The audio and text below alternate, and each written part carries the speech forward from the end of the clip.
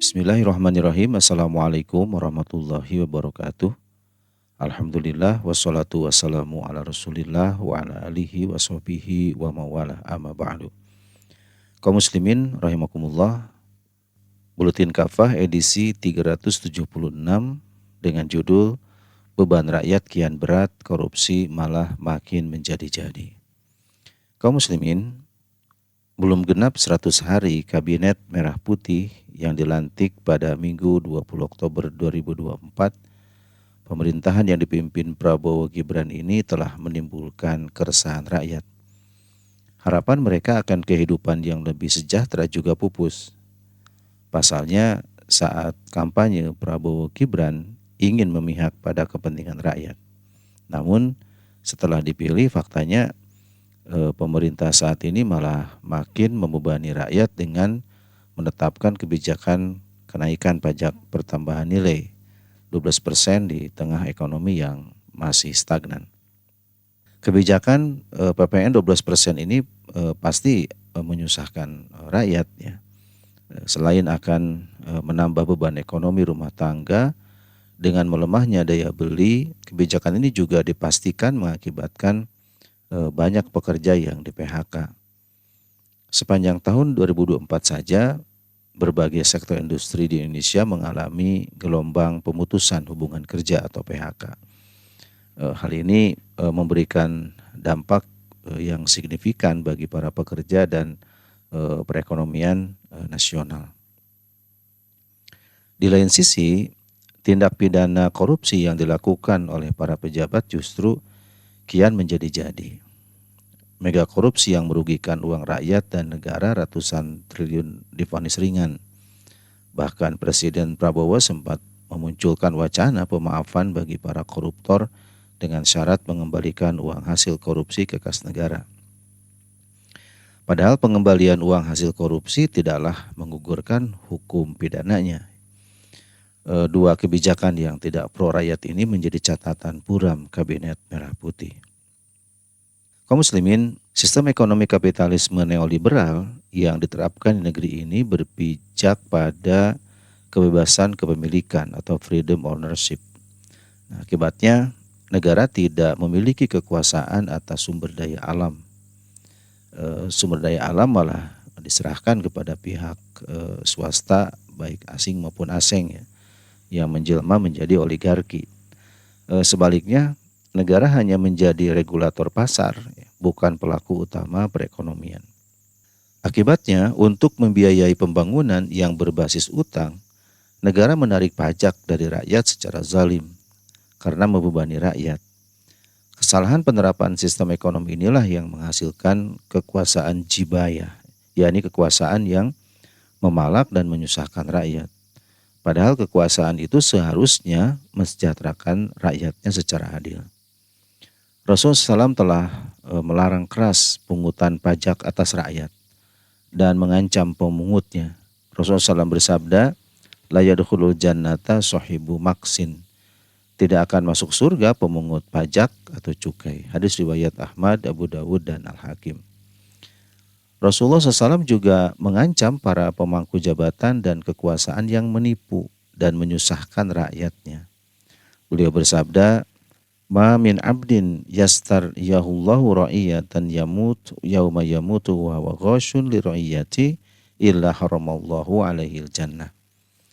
Tidaklah seorang hamba yang Allah beri wewenang untuk mengatur rakyat mati pada hari dia mati sementara dia dalam kondisi menipu atau menzolimi rakyatnya, melainkan Allah mengharamkan bagi dirinya surga. Hadis riwayat Ibnu Majah.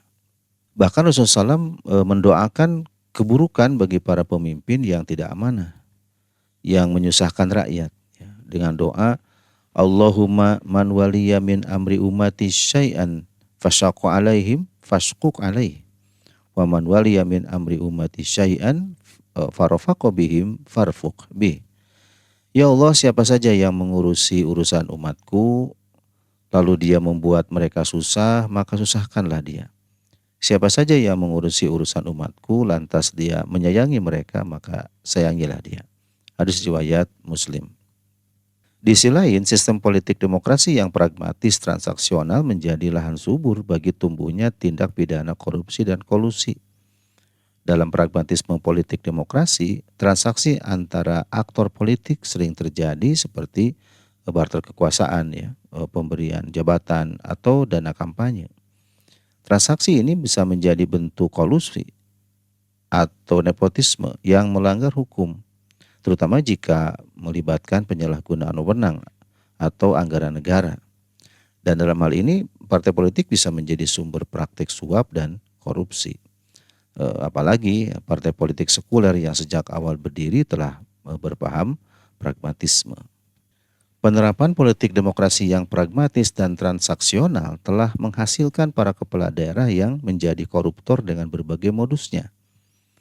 Berdasarkan data di situs KPK Go ID, sejak tahun 2004 hingga 3 Januari 2022, tak kurang dari 22 gubernur dan 148 bupati atau wali kota telah ditindak oleh KPK. Jumlah itu tentu bisa lebih besar ya jika dibandingkan dengan data dari Kejaksaan dan Kepolisian. Indonesia Corruption Watch atau ICW mencatat sepanjang tahun 2010 sampai dengan Juni 2018 tak kurang dari 253 kepala daerah ditetapkan sebagai tersangka korupsi oleh aparat penegak hukum.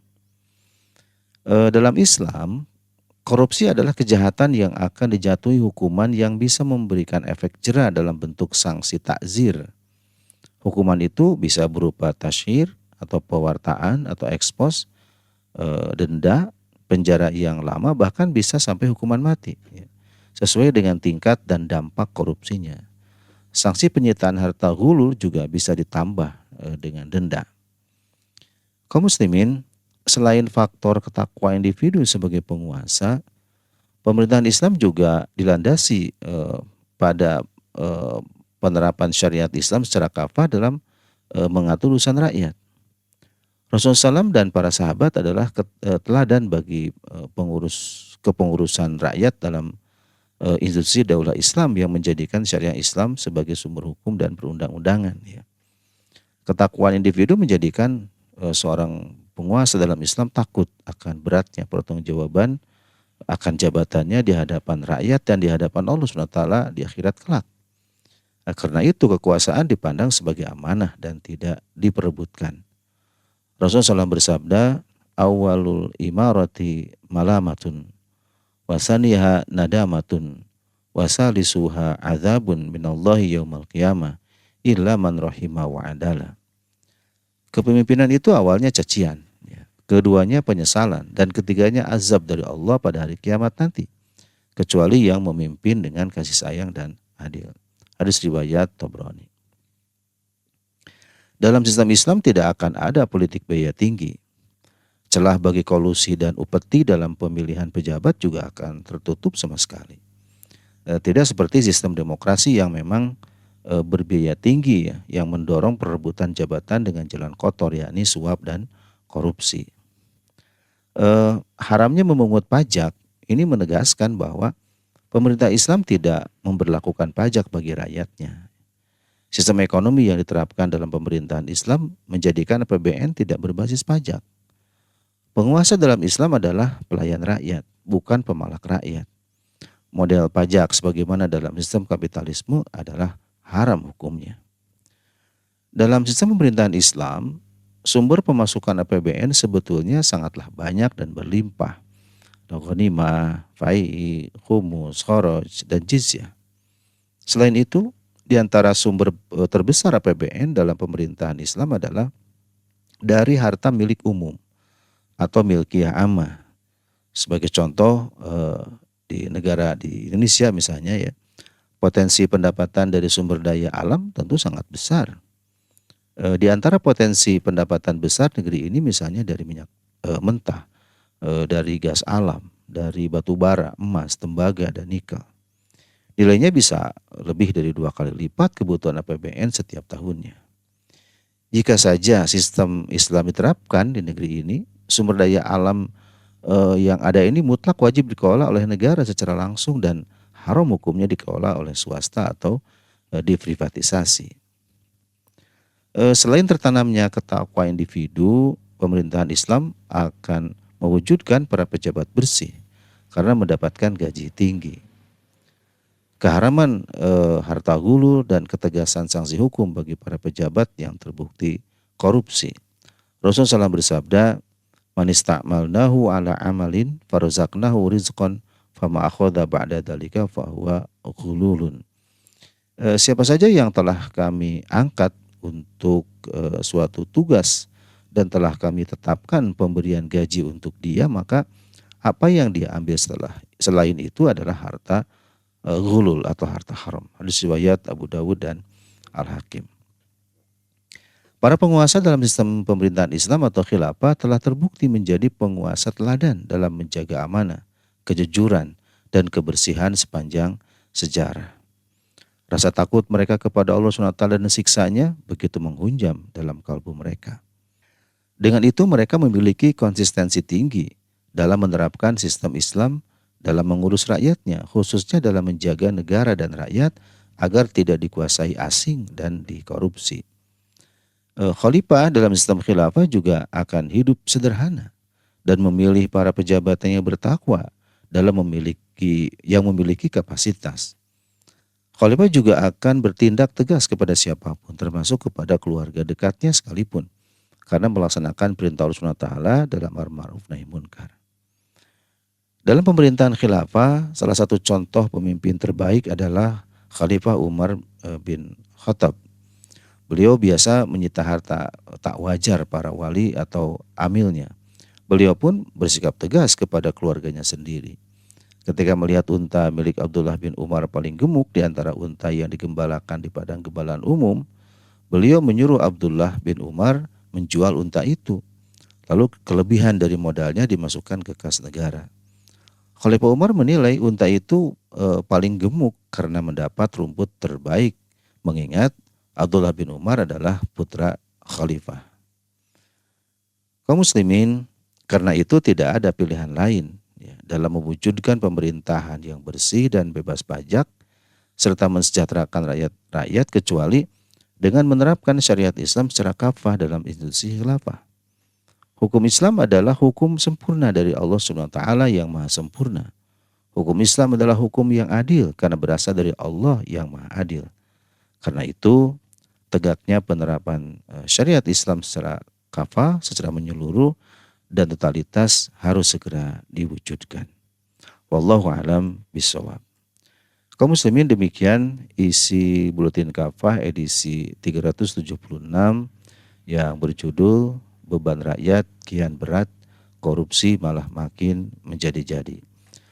Semoga bermanfaat. Terima kasih. Wassalamualaikum warahmatullahi wabarakatuh.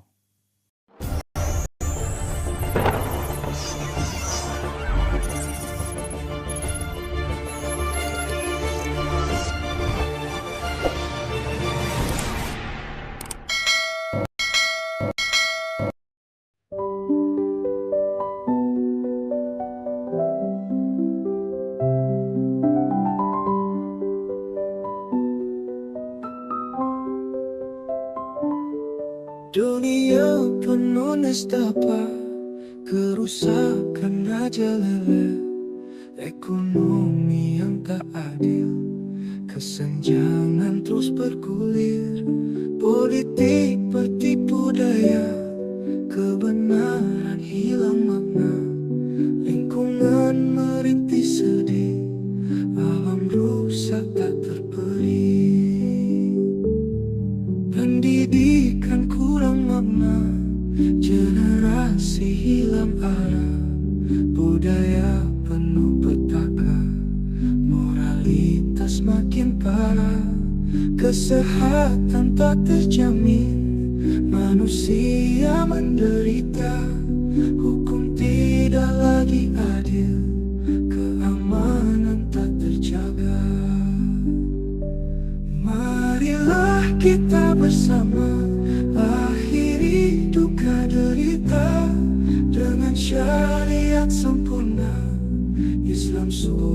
solusi dunia. Bersama kita bisa ubah segala derita.